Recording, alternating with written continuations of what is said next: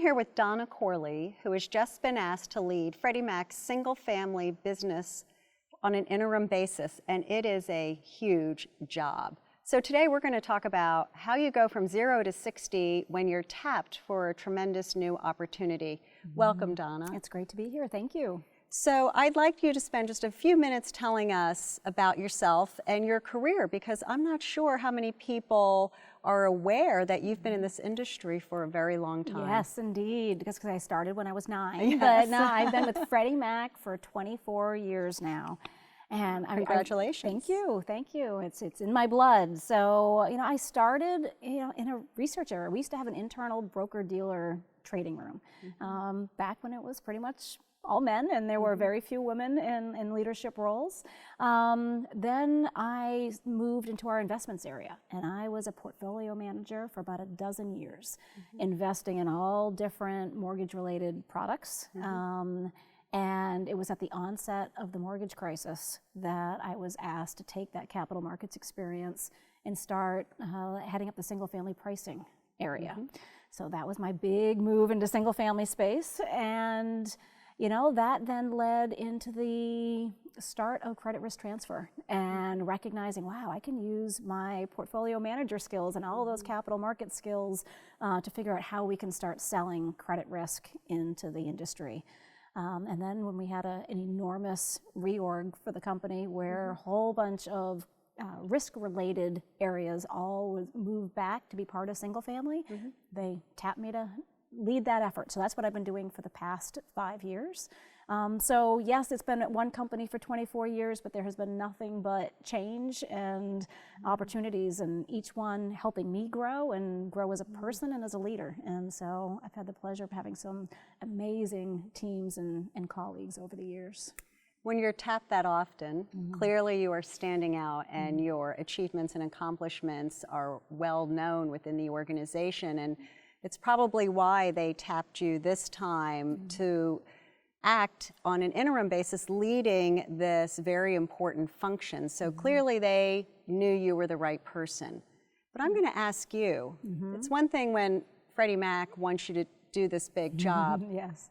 How did you process the information and decide if it was the right decision for you personally to take such a large role? Yeah. It's definitely not something you can take lightly. So I am thrilled by the opportunity. I am energized when it comes to change. I'm energized when it comes to challenges, and well, this is clearly both of those. Yes. And so, on paper, taking that next bigger role within your reporting line, can be an easy decision, but it's still not one that I took alone. It was a pretty big family discussion, and recognizing, hey, I was going to be working a lot more and longer hours, and a bit more stress involved in it, and so there was going to be added needs for my husband and added responsibilities on my kids. So my 11-year-old had to admit that he would help with dishes every night, and it wasn't all going to fall on me to all agree that this is something I should go after. Looking back in my career, probably the areas where I toyed the most or had some turmoil the most about whether or not to take an opportunity was when the move was going to be parallel or into a different department. Because all of a sudden, that's when I was leaving the known. And venturing into the unknown. Exactly. And so that's where if I wish I would go back in time and tell the younger me, don't worry about it, just go for it. And if those opportunities arise, that's a focus area for the company, and they're saying this is important. We want you. Don't hesitate, jump in, and just do it your best. Well, it's working out really incredibly well for you, and you have a lot in front of you. So what advice can you give someone who they may not be in a situation that has as much complexity as you're going to be managing in this transition, but when you have to lead a team through change and transition. What advice do you have to give to leaders about the best way to go about that? You know, for me, it all comes down to communication. And you need to be truthful with folks about where you're going and what you're doing. Because if they believe in it, they're going to follow you. And they're going to work incredibly hard to achieve that goal. It's when you're not communicating or you're not clear, that's where folks, you know, they fill that void with their own interpretations.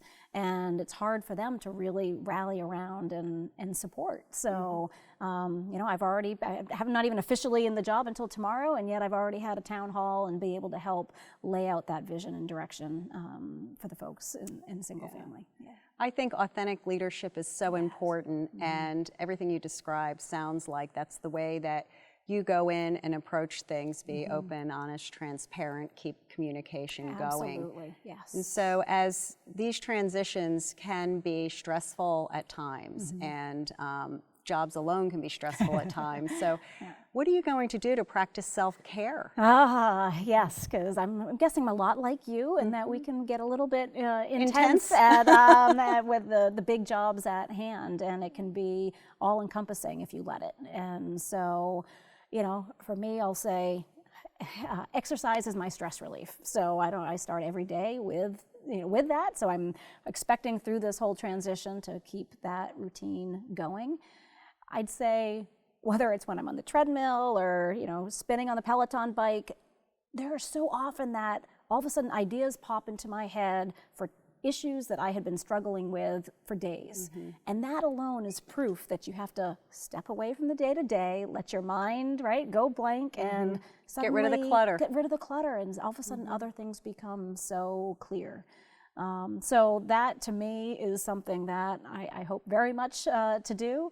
You know, I have 2 young kids, and so spending time with them is my pride and joy, obviously. And so that's something that always takes away the stress of work to totally enjoy our weekends and getaways together. And so, yeah, so that's the majority of how I spend my relaxing time.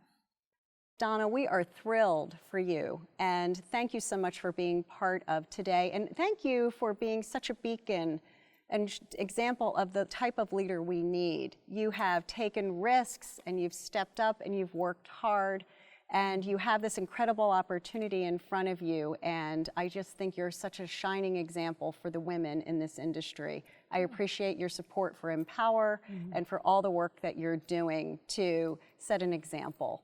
Well, thank you for all that you have done, and you know, the women in this industry, it's up to all of us to continue to pay it forward. So thank you. Yes, agreed.